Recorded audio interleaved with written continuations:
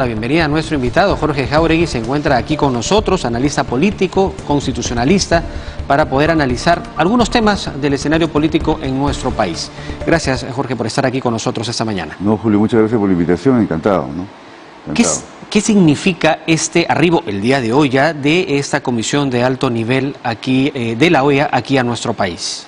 Bueno, significa, digamos, la preocupación de la comunidad internacional respecto a situaciones que se van generando en la política interna peruana que pueden entrar en colisión con el Estado de Derecho, ¿no? Con un régimen democrático, ¿no? Esto se vincula a esta Carta Democrática, que es un documento suscrito por los países del hemisferio americano, incluido el Perú, para llevar una dinámica política que esté sujeta al marco de un régimen democrático.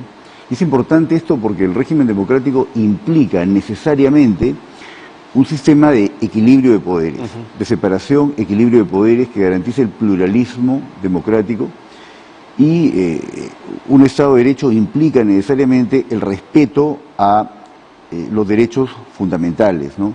Y este aspecto es crucial. ¿Por qué? Porque cuando hablamos, por ejemplo, de elecciones, ¿no? Y de resultados electorales como el que se produjo el 2021, estamos hablando del derecho fundamental de los ciudadanos peruanos, ciudadanos y ciudadanas, de elegir a una representación y que esa voluntad política se respete. De tal manera que cuando se aplican mecanismos de contrapeso constitucional que bajo ningún punto de vista pueden ser entendidos como una suerte de mecanismo arbitrario para que un poder aplaste al otro, como está pasando en el Perú, desde el 2016 con mucha intensidad en este último periodo. Entonces, de lo que se trata no solamente es de los poderes de contrapeso que tienen los diferentes órganos constitucionales, no solamente el Parlamento con el Ejecutivo y el Ejecutivo con el Parlamento también, sino hay un tramado institucional que debe fluir en contrapesos.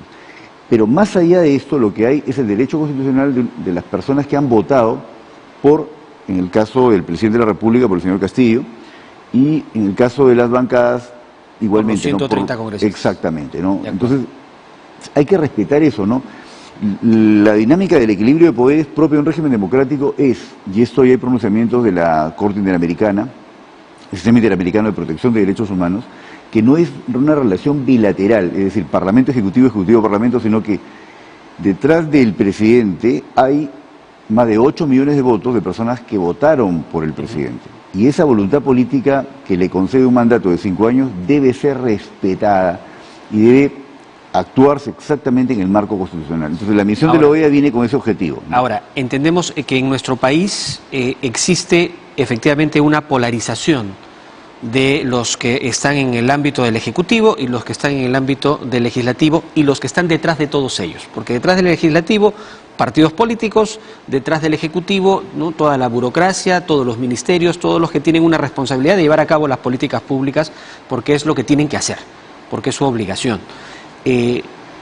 Cuando hablamos de la llegada de una comisión de alto nivel, podríamos entender probablemente, y voy a utilizar términos bastante sencillos, la posibilidad de la intervención de un árbitro, de un tercero, ajeno a ambos poderes, para tratar de poner orden y llegar a un acuerdo de tal manera que garantice que mantengamos una vida democrática en el país.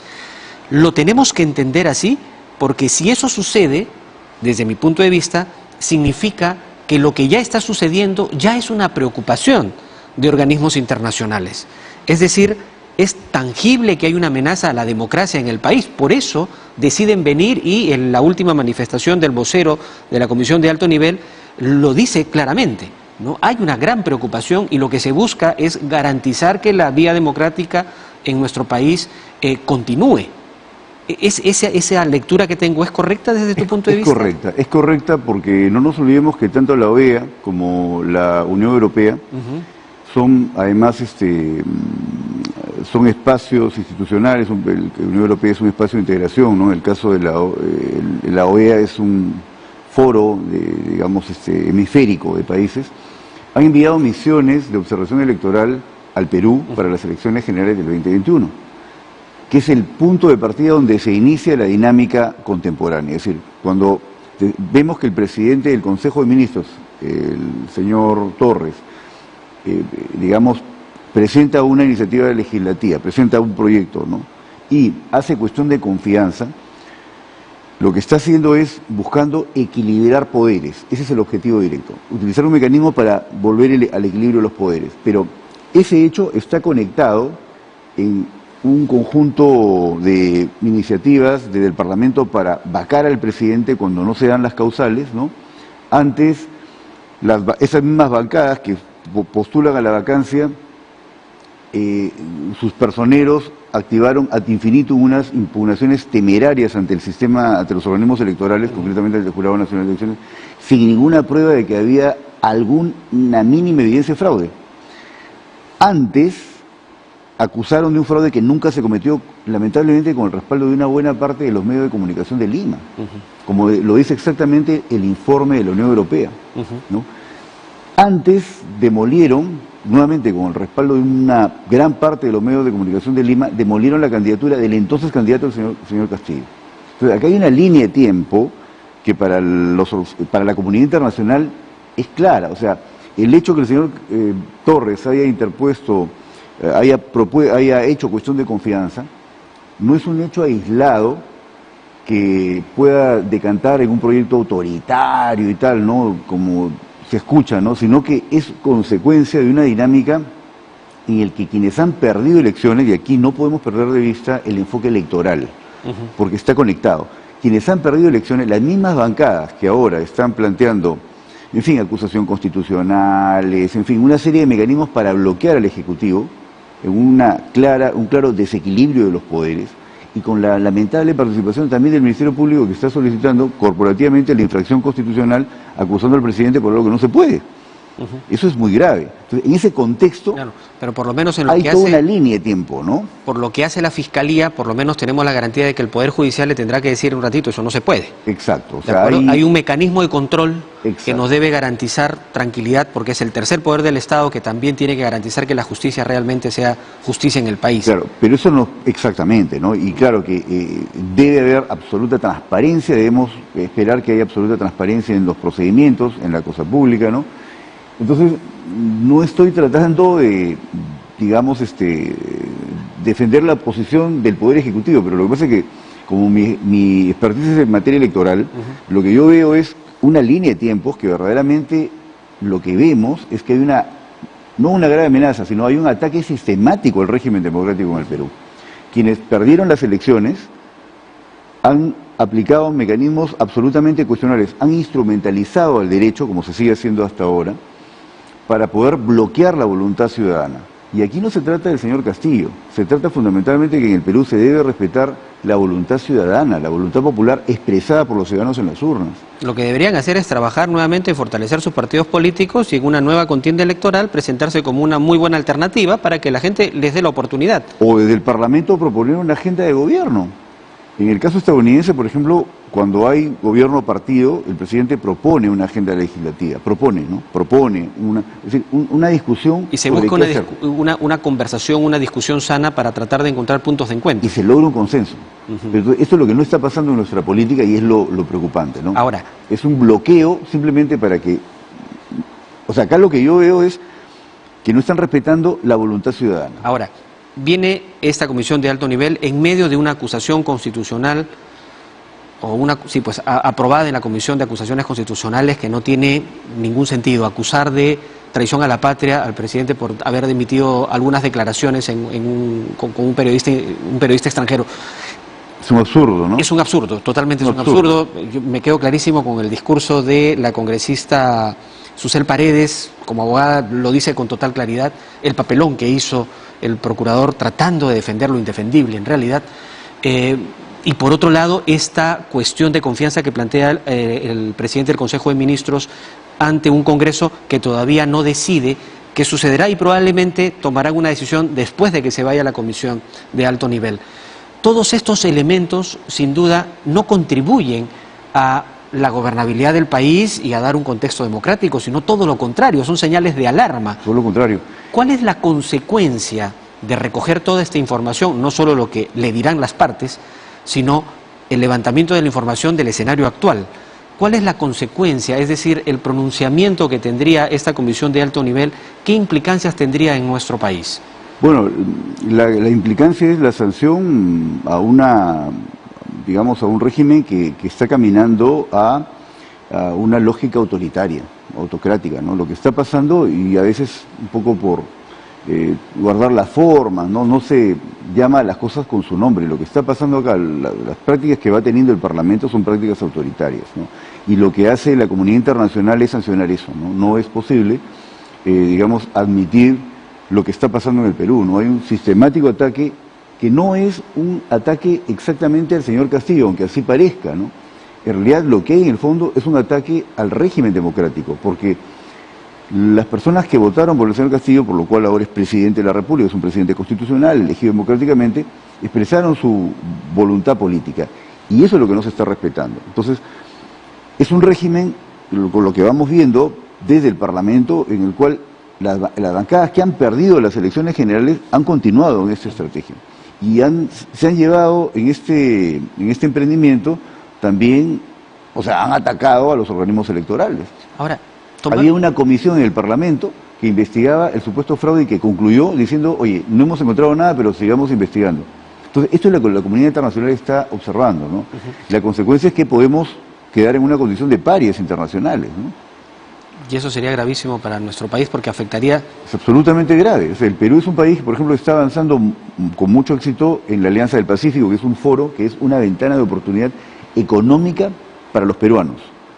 El Perú está avanzando con éxito, por ejemplo, en el proceso de integración, con economías en la comunidad andina, con economías que son similares a la peruana, con la cual podríamos encontrar ventanas de oportunidad para el desarrollo de Gamarra, de Villa El Salvador, de nuestra actividad económica, ¿no?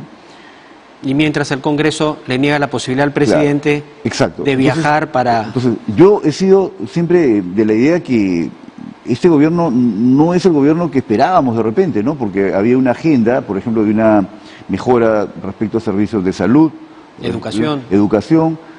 Yo he sido crítico, ¿no? Hay una situación que no se ve una orientación clara. No es un gobierno progresista, pero es un gobierno democrático. La pregunta es, ¿se puede gobernar, se puede avanzar a esa agenda con un nivel de oposición tan brutal? No. Entonces, acá hay un problema que hay que analizar, ¿no? O sea, lo que está pasando en el Parlamento es muy grave, hay un ataque sistemático al régimen democrático, están precarizando más aún, ¿no? Nuestra, dinámica democrática, y eso es muy grave, ¿no? Porque tiene un efecto también en la economía. Tras este pedido de confianza que ha hecho este planteamiento, esta cuestión de confianza que ha hecho el presidente del Consejo de Ministros, hay voces que dicen que eso no es factible, no es aplicable porque, de acuerdo a la ley que se aprobó a inicios del año, lo imposibilita. ¿Cuál es tu punto de vista respecto a esta cuestión de confianza? ¿Para ti está debidamente planteada? ¿Es correcta? ¿Es válido? O sea, por las formas, la cuestión de confianza se ha planteado en el marco de la ley que se aprobó últimamente. Es decir, no pide una reforma constitucional, está dentro de las competencias del Poder Ejecutivo, por lo tanto es procedente. Ahora, si el Parlamento políticamente la declara improcedente, no la admite o toma cualquier otra decisión, lo que está pasando es que está negando la confianza, ¿no? Entonces, el mecanismo de la confianza no es un mecanismo parlamentario, es un mecanismo del Ejecutivo, con el cual el Poder Ejecutivo contrapesa una artillería bastante nutrida que tiene el Parlamento para controlar al Ejecutivo. Es el único mecanismo que tiene, la confianza, ¿no? Que habíamos comentado es un procedimiento que proviene más bien del sistema parlamentarista, ¿no? El parlamentarismo, donde el Parlamento es, a través de un acuerdo político, configura el gabinete, le da la confianza, lo instala, pero le puede quitar la confianza, porque en el parlamentarismo el gabinete proviene del Parlamento. Pero en un presidencialismo no, el presidente es elegido y tiene una cantidad de votos sustantiva, ¿no? Un respaldo político, y por lo tanto puede conformar un gabinete, pero este gabinete tiene que solicitarle la confianza al Parlamento. Y está sujeto a la fiscalización del Parlamento también. El gabinete está completamente controlado por el Parlamento, en el sistema peruano, ¿no? Entonces, en ese contexto, la cuestión de confianza es el único mecanismo de contrapeso constitucional, por ejemplo, a la censura de ministros, ¿no? A la censura de gabinete. Es el único mecanismo. Y otros mecanismos adicionales, pedidos de información, ¿no? Entonces, acá quedan dos opciones, conforme lo establece la Constitución. Y aquí prevalece la Constitución como expresamente lo señala el artículo 51 de la propia Constitución. que la Constitución prevalece sobre cualquier otra norma de inferior jerarquía, sobre la ley que mencionaba hace un momento, ¿no? Entonces, ¿y qué es lo que dice la Constitución? ¿Qué es lo que establece la Constitución? Que el presidente del Consejo de Ministros si es censurado el ministro o el Consejo de Ministros, igualmente tiene que dimitir, y si acaso hace cuestión de confianza por una ley, por un proyecto de ley, ¿no?, y esta, digamos, le es denegada, tiene que también dimitir. Entonces, aquí está absolutamente indisolublemente atado el proyecto de ley que presenta, que es para que se, derogue esta ley 13.999, creo. Que modificaba la ley 26.300 y modificaba el procedimiento para el referéndum de reforma constitucional. Esa ley es, hay que analizar. Si esa ley es materia de una cuestión de confianza, pues lo que hay que ver es cómo resuelve el Parlamento esa ley. No si se pronuncia, si le da la confianza o no, eso no, sino esa ley es el ancla. Si esta ley es aprobada por el Parlamento, le está concediendo la confianza. Si no la aprueba, de cualquier forma, la declara improcedente, inadmisible, cualquier argumento que es no aceptar, hay una negación de confianza. Y no es fáctica, sino que está absolutamente vinculado la ley, la iniciativa legislativa que propone, con la cuestión de confianza. Ahora, cuando hablamos de la cuestión de confianza, se propone que se debata este proyecto de ley que deroga la ley a la que refiere. Se propone que se apruebe la ley. Claro, para eso se hace confianza. O sea, yo propongo esta ley para que la apruebes y hago cuestión de confianza para que la apruebes, no para que la debatas. Porque esa idea de que solo el Parlamento legisla, bueno, entonces ¿para qué está el mecanismo de contrapeso? Para eso es justamente. Está proponiendo un proyecto de ley para que se apruebe. Si el Parlamento no aprueba esa ley, le está negando la confianza al gabinete, el señor Torres va a tener que dimitir, conforme lo manda la Constitución, y entra en crisis total el gabinete. Pero es una primera negación de confianza, porque no es la forma, ¿no? O sea, el Congreso ahí no tiene facultad para regular lo que va a hacer el Ejecutivo, pues, no en un mecanismo de contrapeso. Pero siguiendo esa misma lógica, podría ser cuestión de confianza por todas las leyes que están ahí a la espera de su atención en el Legislativo, como iniciativas desde el Ejecutivo. Pero no la ha hecho. Lo concreto es que ha hecho por esta norma, ¿no? Entonces, esta es una norma que no es materia de reforma constitucional, eso es una reforma, es una ley que, es procedente, lo que queda es la decisión política, ¿no? Es decir, y además es obligatorio que se vea en la misma sesión donde se planifica o en la siguiente inmediata. En la siguiente inmediata. Esa no se puede postergar. Exactamente. Tiene que haber una respuesta. Exactamente. Porque lo otro es entrar en la lógica de hay fraude porque lo siento, pero no tengo pruebas. Más o menos lo mismo, ¿no? Entonces acá es igual, ¿no? O sea, yo no apruebo la norma que propones, pero igual te doy la confianza. ¿Qué sentido tiene eso? Eso es un absurdo. Y es que lamentablemente esto es lo que sucede cuando entramos en una dinámica en la que un poder del Estado o algunas bancadas no respetan el equilibrio de poderes, no respetan la lógica democrática. Eso es un poco mirarlo desde la otra orilla, como cuando se censuran a ministros por hechos que no necesariamente no corresponden a su sector. Correcto. Y Julio, esta es la perspectiva que va a tener la comunidad internacional. Atar el proceso electoral, un proceso electoral en el que basta leer, y creo que invitar a los ciudadanos a leer el informe de la misión de expertos electorales de la Unión Europea. Cómo describe el deterioro, por ejemplo, a nivel de la forma como los medios de comunicación informaron respecto a la segunda vuelta.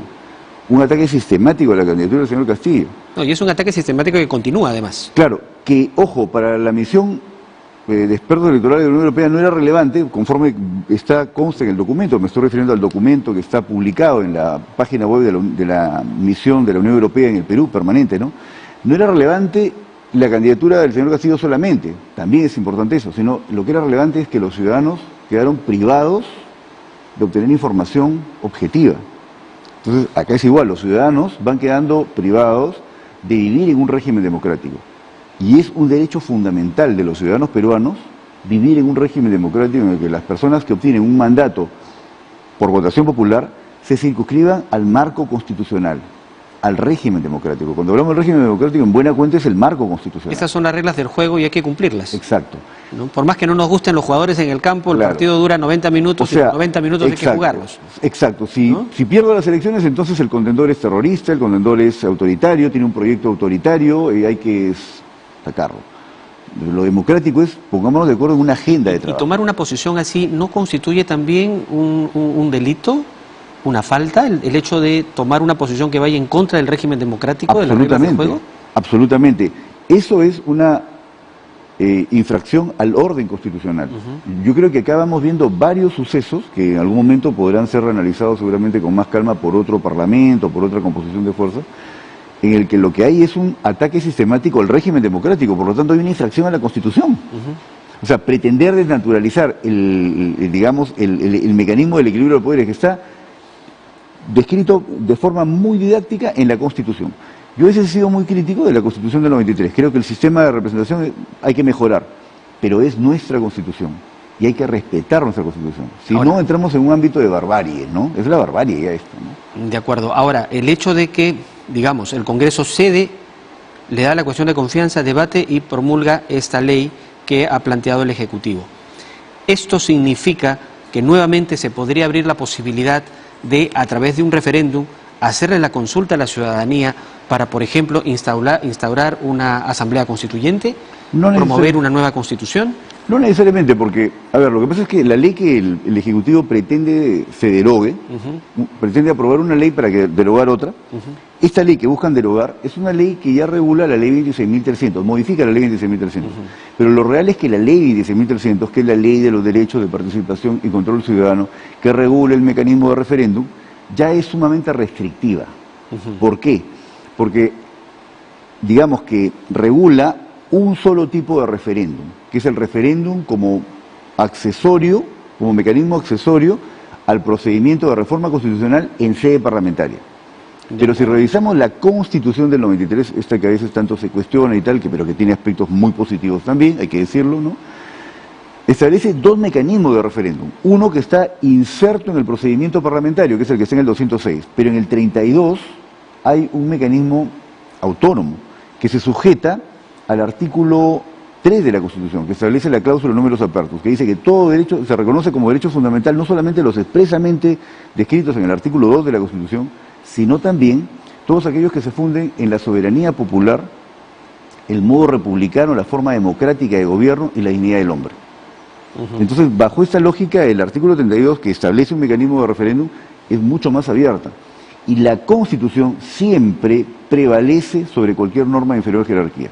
Entonces, no necesita el país modificar ese artículo, esa ley, derogar esta ley o modificar la ley 26.300 para convocar el referéndum porque la Constitución lo avala. Pero yo creo que el objetivo del Poder Ejecutivo, que aquí estoy especulando, yo no tengo idea cómo saber qué piensa el señor Torres, ¿no? Tampoco tengo ese interés, ¿no?